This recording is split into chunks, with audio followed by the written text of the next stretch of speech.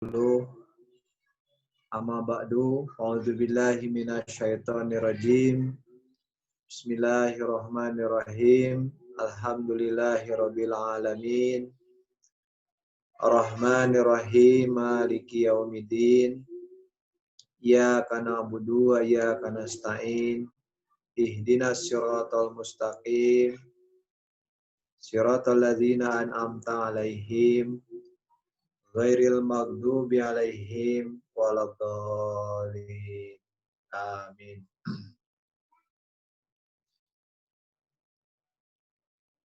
Bapak-bapak, ibu-ibu, hadirin, hadirat, sidang jamaah tarbiyat atau pengajian yang berbahagia, kita bersyukur kehadirat Allah Subhanahu wa Ta'ala. Alhamdulillah, pada kesempatan malam hari ini kita diberikan kekuatan, taufik dan hidayah oleh Allah Subhanahu wa Ta'ala untuk bersama-sama mengikuti pengajian online. Khususnya untuk kita jemaat yang ada di Brastagi dan juga Kabanjahe. Berhubung situasi dan kondisi saat ini masih pandemi COVID-19, maka untuk pengajian kita akan laksanakan dengan cara online. Insya Allah untuk pengajian di cabang kita ini akan kita laksanakan setiap hari Rabu atau malam Kamis. Waktunya dari jam 8 sampai jam 8.40. Jadi lebih kurang 30 atau 40 menit. Nah, Bapak-bapak, Ibu-ibu, hadirin hadirat semuanya, mohon hal ini diperhatikan karena ini adalah bagian terpenting di dalam jemaat kita, yaitu tarbiyat. Mungkin kegiatan-kegiatan yang lain kita paksakan untuk berhenti karena situasi dan kondisi seperti ini. Tapi untuk kegiatan tarbiyat kita tidak bisa berhenti. Dan solusinya adalah melalui online ini. Alhamdulillah kita ada fasilitas melalui Zoom. Ya, dan mudah-mudahan ini bisa kita manfaatkan sebaik-baiknya.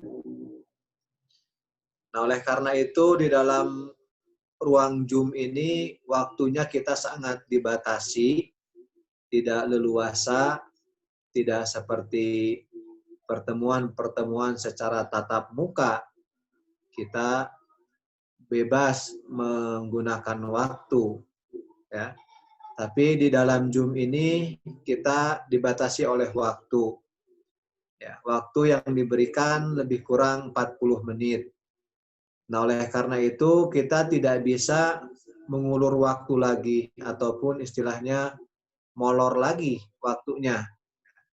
Jadi kalau ditetapkan jam 8, ya insya Allah kita akan mulai jam 8 dan selesainya pun seperti itu juga. Kalau selesai jam 8.40 ya insya Allah selesainya pun jam 8.40. Nah, Bapak-bapak, Ibu-ibu, hadirin hadirat sidang tarbiyat yang berbahagia, seperti tadi saya katakan bahwa pengajian kita ini akan dilaksanakan setiap hari Rabu. Ya. Nah, adapun materi yang akan disampaikan di dalam pengajian ini, insya Allah untuk Rabu pertama di bulan pertama di setiap bulannya kita akan isi dengan acara taklimul Quran, ya. Jadi Rabu pertama kita akan mengadakan taklimul Quran, kemudian Rabu yang kedua kita akan isi dengan pelajaran hadis ya, atau membahas masalah hadis. Kemudian di Rabu yang ketiga ya, kita akan membahas buku-buku dari karya Hazrat Masih Maud alaihissalam ya, Imam Mahdi dan pendiri jemaat ini. Itu untuk Rabu yang ketiga. Dan nanti di Rabu yang keempat ya, kita akan membahas khutbah-khutbah huzur ya. Ya, khutbah huzur yang beliau sampaikan ya, khutbah Jumat beliau melalui MTA ya, atau khutbah-khutbah di dalam selebaran-selebaran yang lainnya. Nah, jadi di dalam setiap bulan ya ada 4 kali pembahasan. Kalau misalkan nanti Rabunya di dalam bulan tersebut ada 5, maka untuk Rabu yang kelima kita akan prekan atau kosongkan. Jadi di dalam setiap bulan kita akan mengisi 4 kali taklim atau tarbiyat.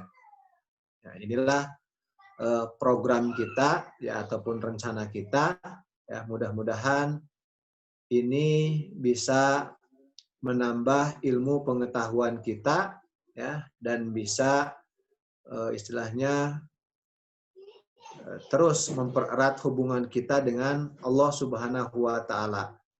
Ya, seperti yang Hujur harapkan dan beliau sampaikan juga, bahwa dengan adanya pandemi seperti ini dituntut dari kita sebagai anggota jemaat supaya kita lebih meningkatkan keimanan dan ketakwaan kita kepada Allah Subhanahu wa taala. Supaya kita lebih mempertebal ataupun memperbanyak ibadah-ibadah kita kepada Allah Subhanahu wa taala. Dan inilah kesempatan yang terbaik untuk kita ya, karena kita diberikan kesempatan untuk waktu leluasa di rumah ya, beribadah dengan keluarga kita ya, dengan anak-anak kita, dengan istri kita ya, baik dari sholat-sholat wajibnya ya, sholat-sholat nafalnya, begitu juga sholat-sholat sunnah yang lainnya. Ini adalah kesempatan yang diberikan oleh Allah Subhanahu wa taala kepada kita. Nah, oleh karena itu janganlah disia-siakan kesempatan ini ya. Kita manfaatkan ya, untuk meningkatkan keimanan dan ketakwaan kita kepada Allah Subhanahu wa taala. Baiklah Bapak-bapak, Ibu-ibu, hadirin hadirat semuanya. Seperti tadi saya sampaikan bahwa di Rabu pertama ini kita akan taklimul Quran atau membahas Al-Quran. Kemudian di Rabu yang kedua kita akan membahas hadis. Di Rabu yang ketiga kita akan membahas buku-buku Hazrat Masih Maud alaihissalam. Dan yang terakhir di Rabu yang keempat kita akan membahas khutbah-khutbah hujur ya, yang disampaikan melalui MTA atau khutbah Jumat yang lainnya. Baiklah, kita mulai acara Ta'limul Quran pada Rabu pertama ini, dan sekaligus juga ini merupakan taklim online perdana kita di Jemaat Brastagi ini. Ya, mudah-mudahan ya ini menjadi perhatian untuk kita semuanya. Di dalam Ta'limul Quran ini ya, kita meliputi mulai dari bacaan Al-Quran, ya, kemudian juga tajwidnya, ya, ataupun tata cara membaca Al-Quran. Kemudian ada juga terjemahnya, ya, baik itu secara perkata ataupun secara bahasa, ya. Dan yang keempat adalah tafsirnya. Ya, jadi keempat inilah yang akan kita bahas di dalam acara Ta'limul Quran ini. Baiklah Bapak-bapak, Ibu-ibu, ya, karena ini memang acara yang pertama, ya, maka kita akan awali juga dari surah yang pertama dari Al-Quran seperti kita ketahui, yaitu surah yang pertama adalah surah Al-Fatihah. Saya yakin bapak-bapak, ibu-ibu semuanya sudah hafal ya surat Al-Fatihah ini, karena setidak-tidaknya surat Al-Fatihah itu selalu kita baca setiap hari di dalam sholat-sholat kita. Baiklah, sebelum masuk ke dalam materi surah Al-Fatihah, saya akan sampaikan dulu bagaimana ringkasan dari asbabun nuzul surat Al-Fatihah ini. Jadi surah yang pertama di dalam Al-Quran adalah surah Al-Fatihah. Surat ini diturunkan sebelum hijrah. Artinya sebelum hijrah Nabi Muhammad SAW dari Mekah ke Madinah. Ayatnya ada 7 ayat ya, dengan diawali bismillah. Rukuknya 1 ruku. Kemudian memasuki tempat dan waktu diturunkan ya. Seperti diriwayatkan oleh kebanyakan ahli hadis bahwa seluruh surah ini diwahyukan di Mekah dan sejak awal menjadi bagian sholat orang-orang Islam. Ya, surah ini disebut di dalam Al-Quran, ya, yaitu dan sesungguhnya telah kami berikan kepada engkau 7 ayat yang selalu diulang-ulang dan Al-Quran yang agung. Ya, ini tertera di dalam Al-Quran surat 15 ayat 88. Kemudian ayat itu menurut penjelasan para ahli telah diwahyukan di Mekah, dan menurut beberapa riwayat surat ini diwahyukan pula untuk kedua kalinya di Madinah. Jadi luar biasa ya. Tetapi waktu diturunkan surah ini untuk pertama kalinya adalah pada masa awal kenabian Rasulullah SAW. Ini dilihat dari waktu dan tempat diturunkannya. Ya, waktu dan tempat diturunkannya itu sebelum hijrah di kota Mekah, tapi ada beberapa riwayat menurut hadis ya bahwa ayat ini pun ataupun surah Al-Fatihah ini kembali diulang diturunkan di Madinah ya. Jadi baik di Mekah ataupun di Madinah ayat ini diulang kembali ya. Ya, pertama di Mekah dan diulang kembali di Madinah. Ini adalah tempat dan waktu diturunkannya surat Al-Fatihah. Kemudian nama-nama dari surah Al-Fatihah dan artinya. Nama terkenal untuk surat pendek ini adalah Fatihatul Kitab atau surah pembukaan Alkitab. Diriwayatkan bersumber dari beberapa ahli ilmu hadis yang dapat dipercaya, yaitu hadis Tirmizi dan Muslim. Kemudian nama itu disingkat menjadi surat Al-Fatihah atau Al-Fatihah saja. Ya. Surat ini dikenal dengan beberapa nama, dan 10 nama berikutnya yang lebih sahih yaitu pertama Al-Fatihah, As-Salat, kemudian Al-Ham, Umul Quran, Al-Quranul Azim, Ashabul Masani, Umul Kitab, Asy-Syifa, Ar-Ru'yah, dan Al-Kanj. Ya. Jadi inilah nama-nama yang menerangkan tentang betapa luasnya isi dari surah Al-Fatihah. Ya. Jadi saya ulangi lagi, surah Al-Fatihah itu memiliki nama yang lain. Ya, lebih kurang tadi ada 10 tadi dikatakan. Ya. Yang pertama adalah Al-Fatihah, As-Salat, yang kedua, ketiga Al-Ham, keempat Umul Qura, kelima Al-Quranul Azim, keenam Ashabul Mas'ani, ketujuh Umul Kitab, kedelapan Asy-Syifa, kesembilan Ar-Ru'yah, dan kesepuluh adalah Al-Kanj. Ya, inilah nama lain dari surah Al-Fatihah. Berikutnya adalah Nama Fatihatul Kitab atau surah pembukaan Alkitab berarti bahwa karena surah ini telah diletakkan pada permulaan, maka ia merupakan kunci pembuka seluruh pokok masalah Al-Quran. Ini definisi dari Fatihatul Kitab. Kemudian nama berikutnya adalah as-salat. Artinya adalah salat. Berarti bahwa surat ini merupakan doa yang lengkap serta sempurna dan menjadi bagian tidak terpisahkan dari salat dalam agama Islam yang sudah melembaga. Ini adalah arti dari nama lain surah Al-Fatihah as-salat. Ya, jadi surah ini tidak pernah lepas ketika kita melaksanakan salat.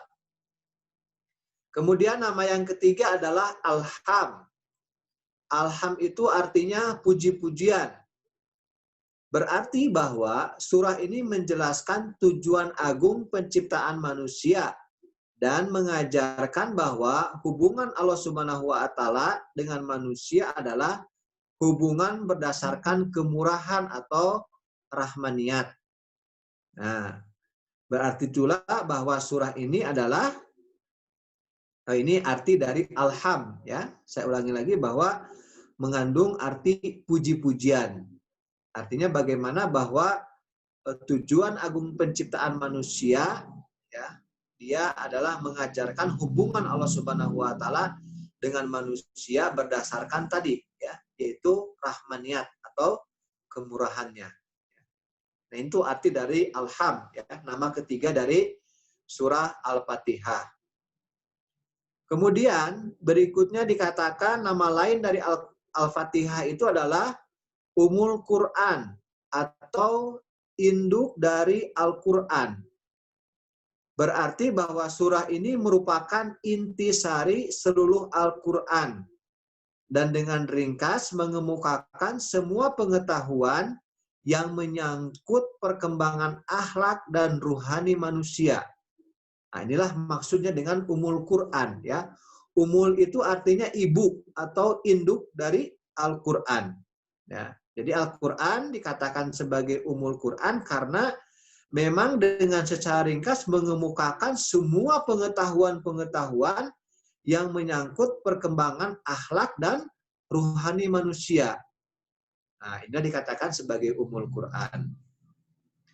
Nah, kemudian, ya, nama lain dari surah Al-Fatihah itu adalah Al-Quranul Ajim, ya, atau Al-Quran yang agung. Berarti bahwa meskipun surah ini terkenal, ya, sebagai Ummul Kitab ataupun Ummul Quran, namun tetap merupakan bagian kitab suci dan bukan seperti anggapan salah sementara orang bahwa ia terpisah darinya.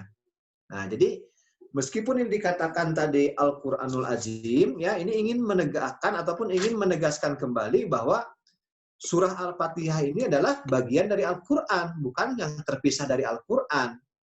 Nah, makanya dia memiliki nama lain yaitu Al-Quranul Azim, yaitu Al-Quran yang agung atau yang besar. Ya. Nah, kemudian nama lain dari surah Al-Fatihah berikutnya adalah As-Sab'ul Masani, yaitu 7 ayat yang sering kali diulang. Berarti ketujuh ayat pendek surat ini sungguh-sungguh memenuhi segala keperluan rohani manusia. Ya, nama ini berarti pula bahwa surah ini terus diulang-ulang di dalam setiap rakaat sholat. Nah, jadi Sab'ul Masani itu artinya 7 ayat yang diulang-ulang. Ya, Sab'ul itu artinya 7.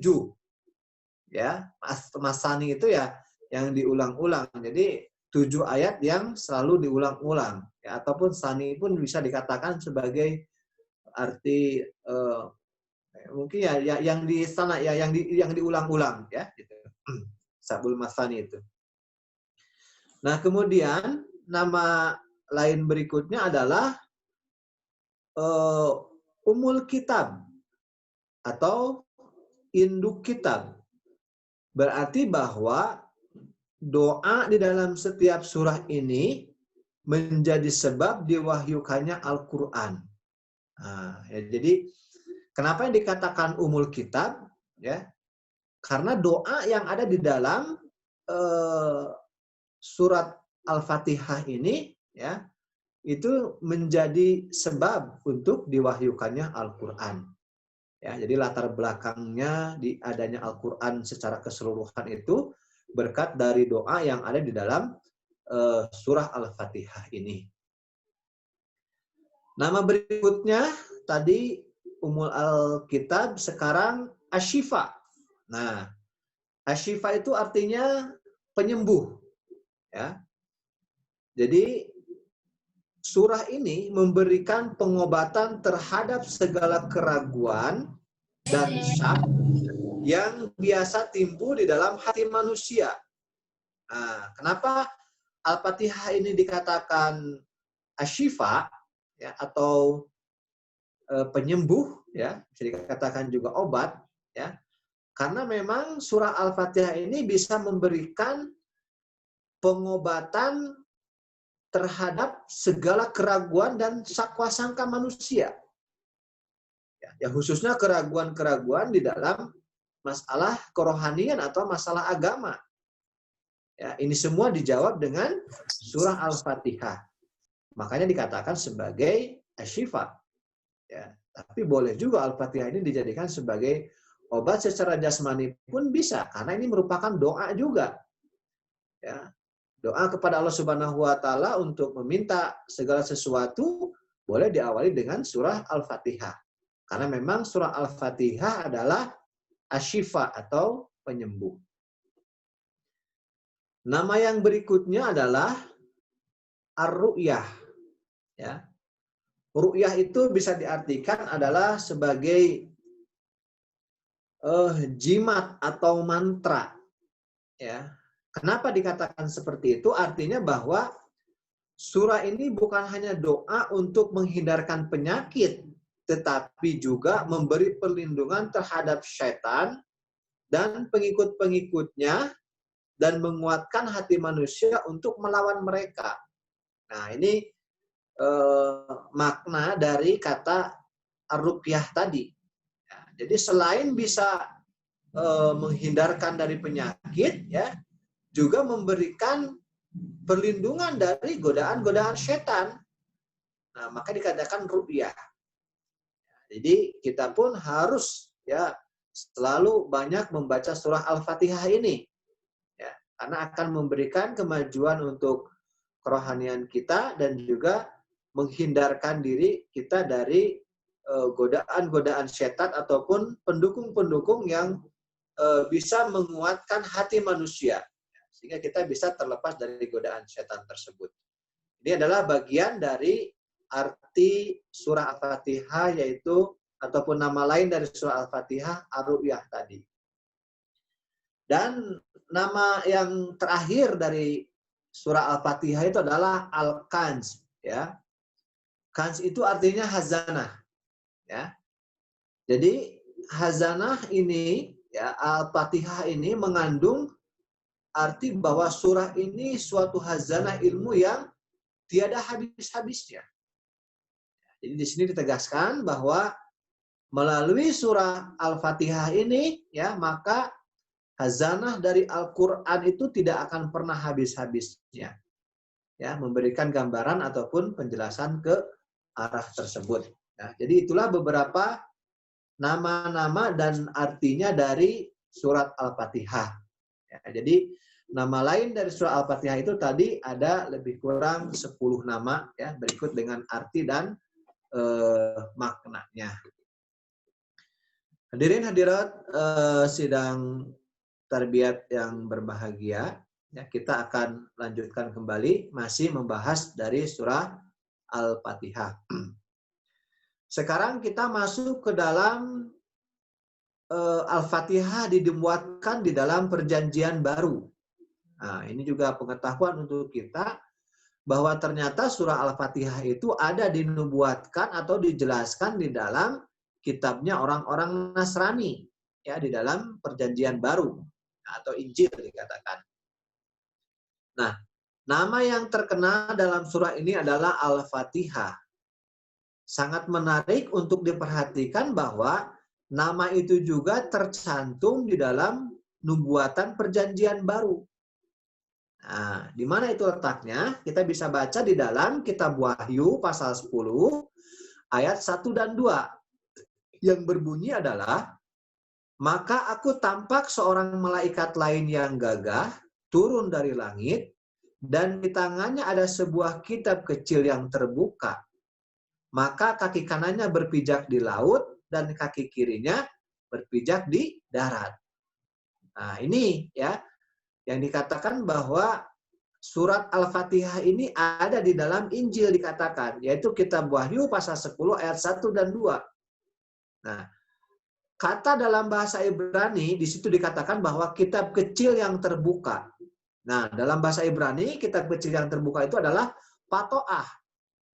Ya, hampir mendekati dengan Al-Fatihah kan, Patoah. Yang mana di dalam bahasa Arab itu ya artinya Fatihah. Nah, ini dikatakan kenapa kita mengatakan bahwa kitab Wahyu ini ya pasal 10 ayat 1 dan 2 ini yang dikatakan kitab kecil yang terbuka. Kalau kita lihat di dalam Injil bahasa Ibrani-nya, maka kitab kecil yang terbuka itu adalah artinya Patoah. Nah, Patoah ini kalau dalam bahasa Arab ya Fatihah, tidak ada lain. Nah, kemudian lagi kita baca di dalam Wahyu pasal 10 ayat 3-nya, dan tatkala malaikat itu berteriak, maka ketujuh guru pun membunyikan bunyinya masing-masing. Nah, ayat berikutnya, ayat yang ketiganya dikatakan di dalam kitab tersebut, ya di dalam kitab Wahyu pasal 10 itu, ya, bahwa tatkala maksudnya malaikat itu berteriak, ya, ketujuh guru pun membunyikan bunyinya masing-masing. Nah, apa maksudnya di sini? Nah, 7 guru di sini mengisyaratkan kepada 7 ayat yang terkandung di dalam surat Al-Fatihah tadi. Nah, ini luar biasa Al-Fatihah. Di sini dijelaskan bahwa para sarjana Kristen mengatakan bahwa nubuatan ini mengisyaratkan kepada kedatangan Yesus Kristus kedua kalinya. Ini menurut sarjana Kristen, ya. Hal ini telah dibuktikan oleh kenyataan-kenyataan yang sebenarnya. Ya. Pendiri Jemaat Ahmadiyah, Hazrat Mirza Ghulam Ahmad alaihissalam, yang di dalam wujudnya nubuatan tentang kedatangan Nabi Isa yang kedua kalinya telah menjadi sempurna. Nah, beliau menulis tafsir mengenai surat ini dan menunjukkan bukti-bukti serta dalil-dalil tentang kebenaran pendakwaannya dari isi surah ini. Dan beliau pun senantiasa memakai sebagai doa yang baku ataupun yang tetap. Ini penjelasan dari Imam Mahdi kepada kita, ya. Beliau mengatakan bahwa nubuatan tentang surah Al-Fatihah ini dan juga bukti-buktinya beliau kemukakan bagaimana tafsir dari surah Al-Fatihah ini. Beliau menyimpulkan bahwa dari 7 ayat yang pendek ini, ilmu-ilmu makrifat ilahi dan kebenaran-kebenaran kekal abadi yang tidak diketahui sebelumnya. Terus, seolah-olah surah ini adalah sebuah kitab yang dimeterai hingga khazanah itu akhirnya dibukakan oleh Hazrat Mirza Ghulam Ahmad alaihissalam, dan dengan demikian maka sempurnalah nubuatan yang terkandung di dalam tadi kitab Injil Wahyu pasal 10 ayat 4. Ya, tatkala ketujuh guru sudah berbunyi itu, ya, sedang aku hendak menyuratkan, lalu aku dengan suara-suara dari langit, ya, katanya, meteraikanlah barang apa yang ketujuh guru itu sudah mengatakan dan jangan dituliskan. Nah, ini di dalam ayat yang keempatnya. Jadi kitab Wahyu pasal 10 1 sampai 4 ini menubuatkan tentang surah Al-Fatihah tadi. Nah, nubuatan ini merujuk kepada kenyataan bahwa Patohah dalam bahasa Ibrani tadi, ya, atau Al-Fatihah dalam bahasa Arab itu sementara waktu akan tetap merupakan sebuah kitab yang tertutup. Tetapi suatu waktu akan tiba ketika khazanah ilmu ruhani yang dikandungnya itu akan dibukakan. Dan hal ini telah dilaksanakan oleh Hazrat Mirza Ghulam Ahmad Imam Mahdi as-salatu wassalam. Nah, ini adalah penjelasan yang sangat luar biasa dari imam kita tercinta ya mengenai Al-Fatihah yang ada dibuatkan di dalam Perjanjian Baru. Masih mengenai tentang surah Al-Fatihah ya, sedikit lagi saya sampaikan, mudah-mudahan waktunya masih ada. Berikutnya adalah hubungan dengan bagian lain Al-Quran dan ikhtisar surah. Surat ini seakan-akan merupakan pengantar kepada Al-Quran. Sesungguhnya surat ini Al-Quran dalam bentuk miniatur.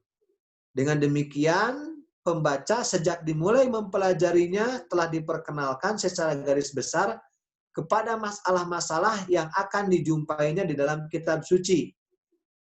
Diriwayatkan oleh Rasulullah SAW bersabda bahwa surah Al-Fatihah adalah surah Al-Quran yang terpenting. Ini di dalam kitab hadis Bukhari. Nah, kita akan melihat bagaimana hubungan atau bagian yang lain dari Al-Quran dan juga ikhtisar surah. Ya. Jadi poin pertama ini ya, ini adalah surah Al-Quran yang terpenting menurut Rasulullah SAW yang ada di dalam kitab hadis Bukhari. Kemudian surat ini merupakan intisari seluruh ajaran Al-Quran. Secara garis besar, surah ini meliputi seluruh masalah yang diuraikan dengan panjang lebar dan dalam seluruh Al-Quran. Surah ini mulai dengan uraian tentang sifat-sifat Allah Ta'ala yang pokok, serta menjadi poros beredarnya sifat-sifat yang lainnya. Dan merupakan dasar bekerjanya alam semesta serta dasar perhubungan antara Tuhan dengan manusia. Ini adalah poin yang kedua ya, intisar dari surah Al-Fatihah ini. Ya, yaitu intisari dari seluruh ajaran Al-Qur'an. Ya, yang mana tadi saya katakan bahwa secara garis besar surah ini meliputi semua masalah yang diuraikan panjang lebar di dalam seluruh Al-Qur'an. Jadi Al-Quran yang 114 surat 30 juz ini ya, itu intisarinya itu ada di dalam surat Al-Fatihah. Ya. Nah, jadi dikatakan juga tadi di dalam nama lain Al-Quran kan sebagai dia umul Quran, nanti induknya itu ada di dalam surah Al-Fatihah ini ya. Dan juga di dalam surah Al-Fatihah ini diuraikan bagaimana di awalnya itu ada sifat-sifat pokok Allah Subhanahu wa Ta'ala, yang mana sifat-sifat ini menjadi poros ataupun inti dari sifat-sifat yang lain. Nah, ini adalah bagian yang kedua dari ikhtisar surat Al-Fatihah ini, yaitu menjelaskan ataupun meliputi semua masalah-masalah yang panjang lebar dijelaskan di dalam Al-Quran ataupun di dalam surat-surat yang lainnya yang sebanyak 114 itu. Nah, kemudian mengenai keempat sifat Allah Ta'ala yang pokok yang disebutkan di dalam surat Al-Fatihah tadi, yaitu Rob, yaitu pencipta atau yang memelihara dan mengembangkan. Ini yang pertama. Kemudian Rahman, yaitu Maha Pemurah. Terus Rahim, Maha Penyayang. Dan yang keempat adalah Maliki Yaumiddin, yaitu pemilik hari pembalasan. Nah, jadi inilah sifat pokok yang ada di dalam surat Al-Fatihah dari sifat-sifat Allah Subhanahu wa Ta'ala. Rabb, Rahman, Rahim, dan Maliki Yaumiddin. Nah,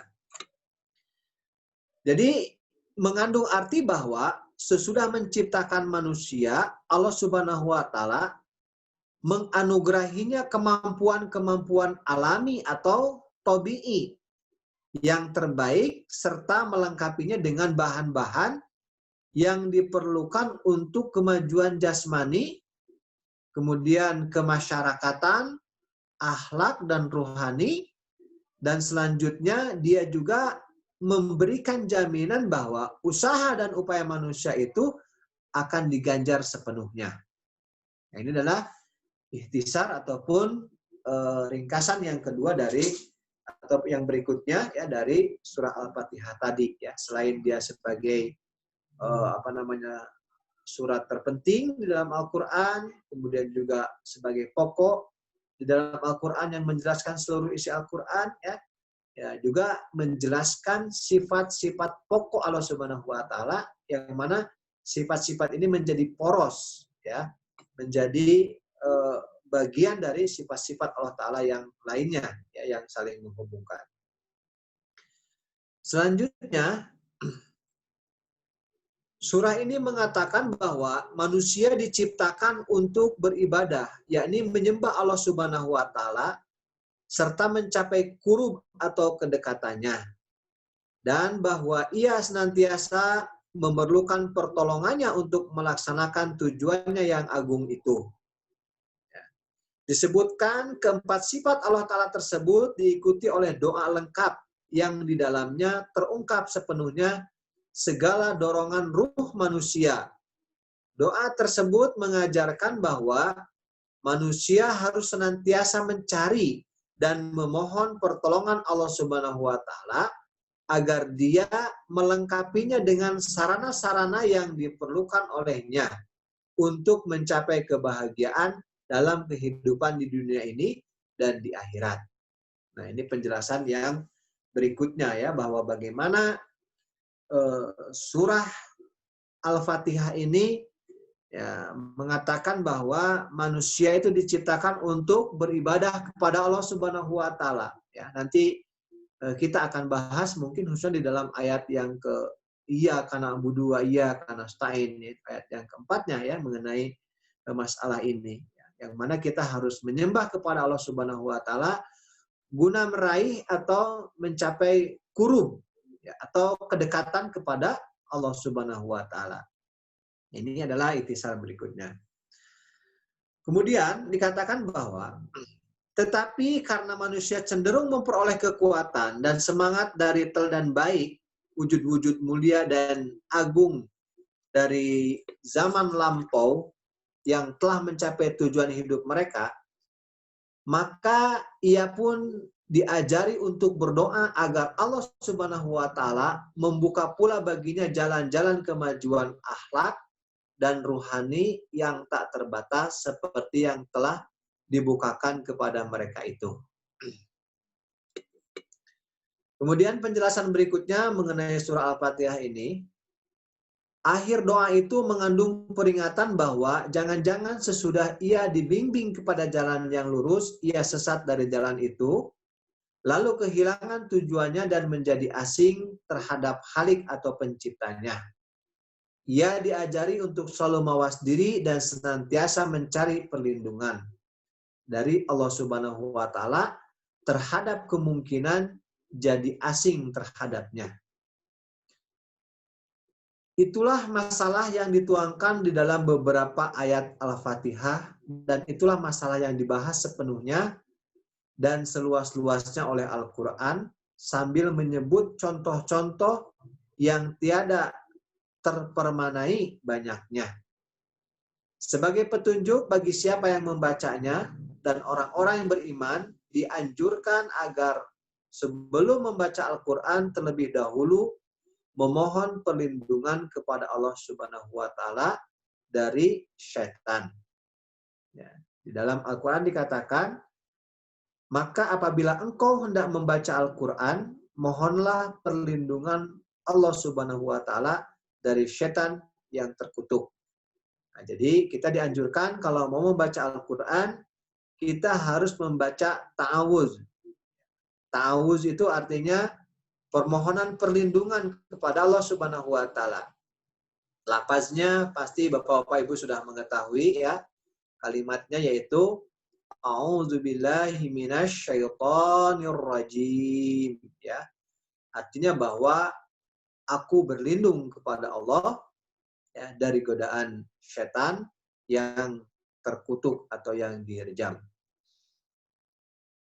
Perlindungan ataupun penjagaan ini bisa berarti pula yang pertama bahwa jangan ada kejahatan menimpa kepada kita. Ya, maksud dari kita berlindung tersebut ya. Kemudian bahwa jangan ada kebaikan terlepas dari kita. Ini maksud perlindungan kita. Kemudian bahwa sesudah kita mencapai kebaikan, kita tidak terjerumus kembali kepada kejahatan. Jadi kalau kita sudah mencapai kepada kebaikan, jangan kembali lagi kita terjerumus kepada kejahatan. Nah, inilah guna dari perlindungan tersebut. Jadi doa yang diperintahkan itu ialah A'udzubillahi minasyaitonir rajim. Yaitu aku berlindung kepada Allah dari setan yang terkutuk. Ya, yang harus mendahului tiap-tiap kali kita membaca Al-Quran. Ya, jadi ini pun juga harus kita perhatikan ya, apabila kita mau hendak membaca Al-Quran, ya, maka fastaiz billah, maka memintalah pertolongan kepada ataupun berlindunglah kepada Allah Subhanahu wa taala sebelumnya, yaitu dengan mengucapkan ta'awuz tadi. Hadirin hadirat sedang tarbiyat yang berbahagia. Bab-bab dalam Al-Quran berjumlah 114, nah, ataupun surah ya, dan masing-masing disebut dengan surah. Ya. Lafaz kata surah berarti satu adalah pangkat atau kedudukan tinggi. Yang kedua adalah ciri atau tanda. Ketiga, bangunan yang tinggi dan indah. Keempat adalah sesuatu yang lengkap dan sempurna. Nah, ini menurut Aqrab dan Qurtubi. Jadi, kenapa di dalam Al-Quran dikatakan surah? Ya, ada surah Al-Fatihah, Al-Baqarah, Ali Imran, ya, Al-A'raf dan lain sebagainya. Ya, Al-Ikhlas. Ya. Nah, maksudnya ternyata surah itu sendiri mengandung arti. Bukan berarti surah seperti kita menulis surat ya ke seseorang, bukan. Ya, surat di sini itu artinya ya tadi dikatakan itu adalah pangkat atau kedudukan yang tinggi. Nah, itu maksudnya. Ya. Kemudian juga ciri atau tanda. Nah, itu maksud yang kedua. Dan maksud yang ketiga adalah bangunan yang tinggi ataupun yang indah. Ya, jadi surah dalam Al-Quran digambarkan seperti itu juga, seperti bangunan yang tinggi, artinya kan kalau tinggi itu kan pasti dia mewah, megah, kan istimewa gitu kan, yang indah. Dan yang keempat adalah sesuatu yang lengkap dan sempurna. Nah, itulah kenapa di dalam Al-Quran dikatakan surah. Ya, jadi asumsi kita jangan ke arah bahwa surah seperti surah kita biasa menulis surat, bukan seperti itu ya. Surah di dalam bahasa Arab itu artinya bukan yang seperti itu, tapi tadi ya mengandung 4 makna tadi. Ya, mulai dari pangkat, kedudukan yang tinggi, kemudian juga ciri ataupun tanda ya, kemudian juga bangunan yang indah dan sesuatu yang lengkap atau sempurna. Itulah arti dari surah tersebut ya.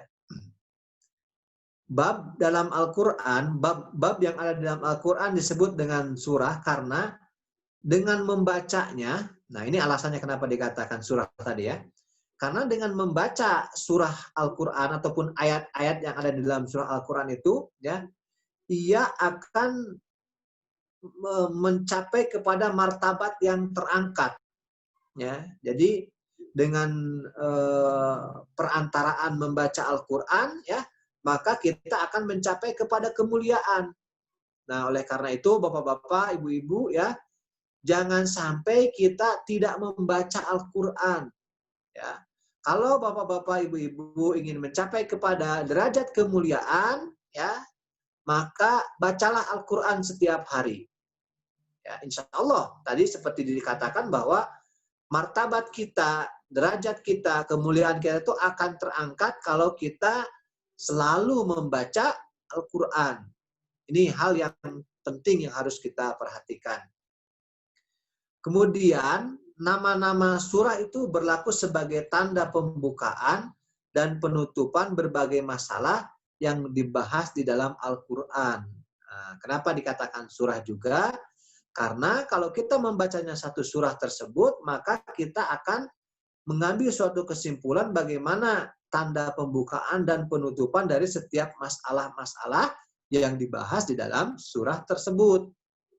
Nah, inilah keunikan dan kelebihan dari surat-surat yang ada di dalam Al-Quran. Ya, ketika kita membacanya itu, maka di awal dan di akhir itu kita akan mendapatkan suatu benang merahnya ataupun kesimpulannya. Nah itu. Nah kemudian ya dengan membaca Al-Quran maka surah-surah itu masing-masing ya laksana bangunan rohani yang mulia. Nah, tadi juga dikatakan bahwa arti daripada surat itu adalah bangunan yang tinggi. Nah, bangunan yang tinggi di sini itu secara jasmani saja menggambarkan itu suatu kemuliaan ataupun kemegahan, keistimewaan. Nah, kita dengan membaca surah Al-Quran, ya ayat-ayat yang ada di dalam Al-Quran, ya maka itu akan terbangun di dalam kerohanian kita itu adalah suatu bangunan kerohanian yang tinggi, yang mulia. Nah, oleh karena itu, ya kalau kita selalu membaca ayat Al-Quran, ya ayat suci Al-Quran, ya maka di dalam kerohanian kita itu akan semakin terus meningkat, semakin meninggi. Nah, inilah yang perlu kita perhatikan ya mengenai pembacaan Al-Quran. Dan tadi yang terakhir dikatakan bahwa kata surah itu sesuatu yang lengkap atau yang sempurna. Jadi setiap tema ataupun setiap surah itu berisikan tema atau pembahasan topik yang sempurna. Ya, jadi tidak ada yang lebih bagus lagi tema ataupun topik yang ada di dalam kitab-kitab yang lain selain di dalam Al-Quran. Ya, kadang di dalam buku ataupun kitab yang lain kita tidak mendapatkan suatu kesempurnaan di dalamnya. Ya, tapi kalau kita membaca ayat Al-Quran, ya, maka kita akan mendapatkan tema yang sempurna. Hadirin hadirat sidang jemaah tarbiyat yang berbahagia, terakhir saya sampaikan bahwa nama-nama surah untuk pembagian demikian telah dipergunakan di dalam Al-Quran itu sendiri. Ya, nama ini dipakai juga di dalam hadis. Rasulullah SAW bersabda bahwa baru saja sebuah surah telah diwahyukan kepadaku dan bunyinya sebagai berikut. Nah itu hadis riwayat Muslim ya. Jadi Rasulullah SAW telah bersabda ataupun pernah menyampaikan bahwa ya baru saja sebuah surah. Nah, beliau mengatakan surah katanya telah diwahyukan kepadaku dan bunyinya sebagai bla bla bla begitu. Nah itu di dalam kitab hadis riwayat Muslim.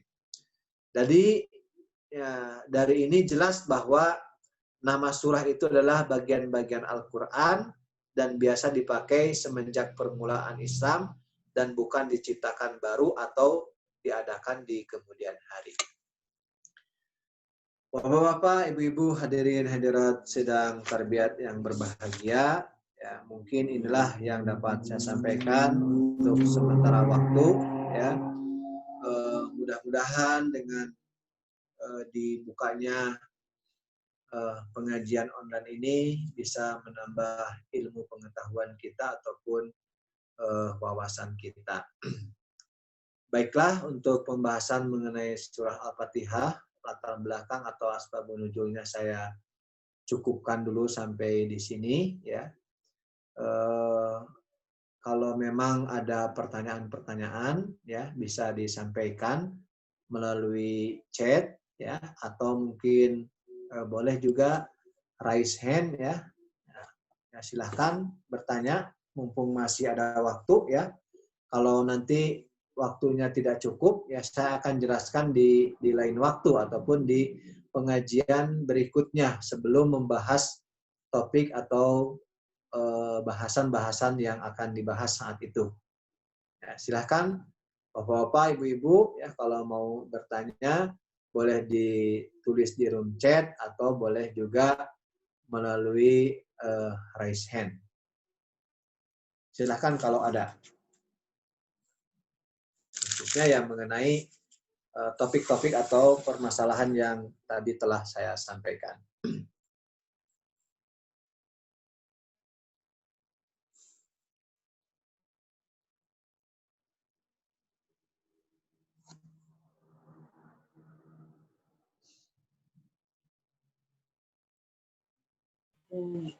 Silakan, ada pertanyaan enggak?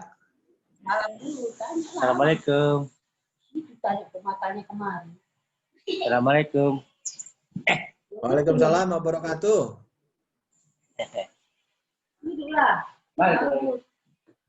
Silakan Pak kalau mau bertanya. Assalamualaikum Pak.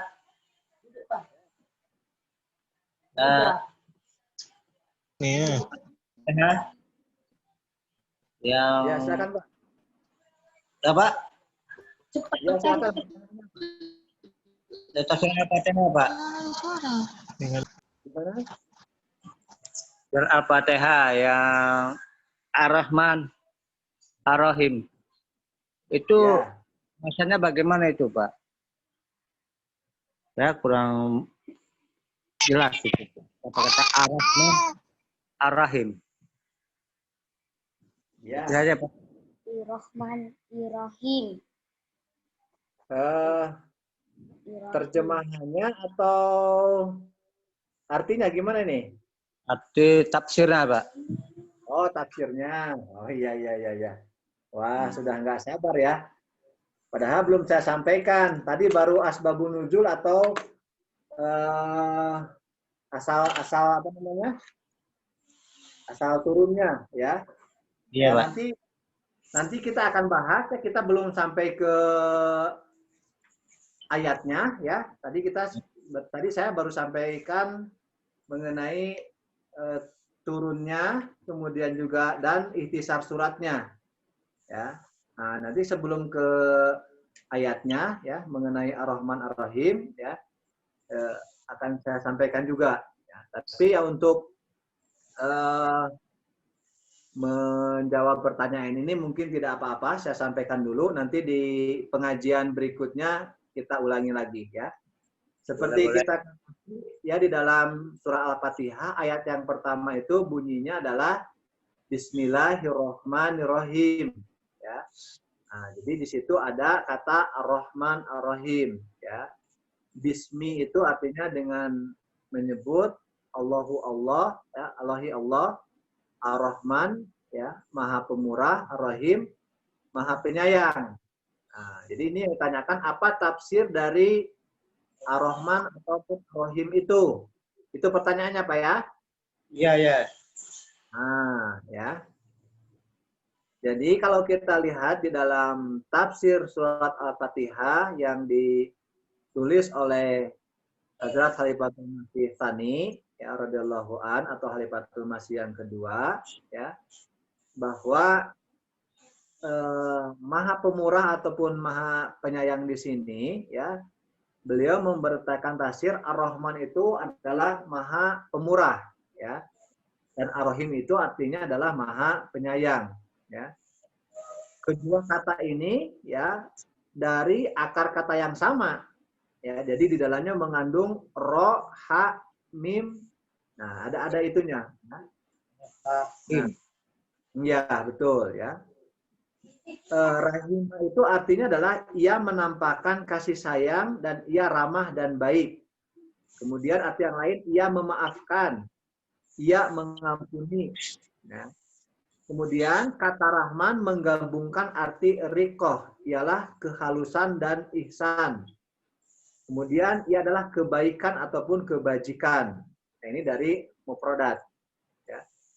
Ar-Rahman di dalam wajan atau pola ini masuk dari segi bahasa Arabnya, yaitu fa'lan, dan ar-rahim di dalam wajan fa'il. Nah, ini dari segi bahasa Arab dari ilmu nahwu sorofnya. Menurut kaidah gramatika bahasa Arab, makin banyak jumlah huruf ditambahkan pada akar kata, maka makin luas dan mendalam pula artinya. Ya. Wajan ataupun pola kata fa'lan mengandung arti keadaan penuh dan keluasan. Sedangkan wajan fa'il menunjukkan arti ulangan dan pemberian ganjaran dengan kemurahan hati kepada mereka yang layak menerimanya. Nah, ini dari segi bahasa pun sudah seperti itu. Ya. Ini masih panjang sebenarnya penjelasannya, tapi saya sampaikan sedikit saja. Jadi tadi kata Rahman itu menurut gramatikal bahasa Arab, ya, itu artinya itu dari wajan fa'lan. Fa'lan ini artinya dia lebih luas artinya. Ya, jadi sifat pemurah Allah Subhanahu wa taala itu melingkupi kepada semuanya, ya, tak terbatas. Nah, baik orang Islam, orang yang tidak Islam, semua makhluk ciptaan Allah Subhanahu wa taala itu kena oleh sifat Rahman. Nah, ya. Kemudian ya Ar-Rahim itu dari segi bahasa gramatikal bahasa Arab ya, ini mengikuti wajal fa'il ya. Nah, gramatikal bahasa Arab ini kalau rahim ini dia dari segi fa'il itu artinya bisa lebih sempit. Sempit di sini maksudnya adalah bahwa kemurahan hati Allah Subhanahu wa taala itu diberikan kepada orang yang tertentu. Ya, ketika dia ada usaha, ada daya, ada upaya ya ingin mencapai kepada sesuatu, maka Allah Subhanahu wa taala akan memberikannya. Nah, yaitu sedikit perbedaan antara kata Rahman dan Rahim ya, dilihat dari segi gramatikal bahasa Arabnya. Nah, jadi inilah mungkin pengetahuan dasar yang saya sampaikan ya sebelumnya ya mengenai kata Rahman dan Rahim. Ya. Insya Allah penjelasan lebih panjangnya ataupun lebih luasnya ya kita akan bahas berikutnya. Yang penting yang pertama yang mudah-mudahan ini mewakili ya. Yang seperti itu kalau sifat Rahman ataupun pemurah Allah Subhanahu wa taala itu sifatnya luas, mencakup semuanya, semua makhluk yang ada di alam jagat raya ini, di bumi, di langit dan semuanya ya. Sementara sifat Rahim itu diberikan pengkhususan kepada hamba-hambanya yang memang dia berusaha untuk meraih atau ingin mendapatkannya. Ya, sementara itu sudah mungkin Pak Edi jawabannya ya. Ya Pak. Nah, ya. Nanti kita akan bahas tafsirnya lebih banyak lagi ya. Ya mudah-mudahan ikutin saja acaranya secara rutin ya. Ini kalau dilihat tafsirnya di sini itu ada 2 halaman lebih. Ya, ini 2 halaman lebih ya. Ya ini bisa banyak. Ya sedikit-sedikit ya memang kita semua punya mungkin Al-Qur'an tafsir di rumah ya. Tapi kadang-kadang kalau kita membacanya sendiri, ya saya sendiri yang saya rasakan itu sedikit hanya lewat begitu saja. Tapi kalau kita bahas satu persatu seperti ini ya, insya Allah akan masuk, akan ada yang bisa kita tangkap. Ya, nah, lebih bagusnya ya nanti kita bahas juga bersama-sama. Kemudian juga bapak-bapak, ibu-ibu semuanya juga di rumah ya dibaca juga kan begitu. Jadi semakin mantap itu ya. Jadi semakin kuat itunya apa ilmunya tambahnya. Alhamdulillah tidak kumula pertanyaannya. Ada yang lain lagi? Cukup. Mampus.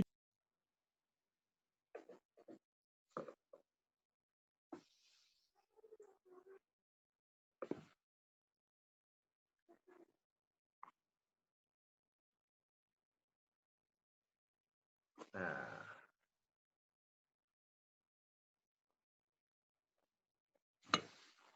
Baiklah, jazakumullah Bapak-bapak, Ibu-ibu ya. Kita akan akhiri ya pengajian kita ini ya. Mudah-mudahan kita bisa diberikan taufik dan hidayah oleh Allah Subhanahu wa taala bisa mengambil berkah yang sebesar-besarnya dari pertemuan ini ya.